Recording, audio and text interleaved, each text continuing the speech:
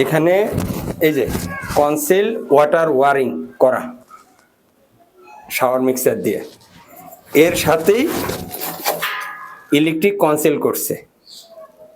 এই যে এটা কোনোভাবেই না, এটা হবে বাইরে থেকে জাস্ট খালি এই যে বোর্ডের এই জায়গাটাও একটা বোর্ড বসবে, পাইপটা এসে ইলেকট্রিক পাইপটা বোর্ডের ভিতরে ঢুকবে। এই যে ইলেকট্রিক লাইন এই যে ফ্লোরিং করে এই পর্যন্ত এইভাবে নেওয়া, এটা ভাই কতটুকু যৌক্তিক আপনারা বলবেন?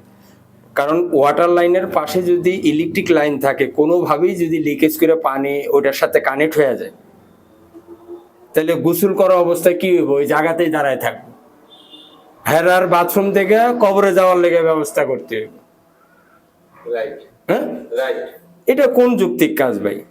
হ্যাঁ, এটা ইঞ্জিনিয়ার বলেন আর যেই বলেন, এটা কোনো যুক্তির কাজ না।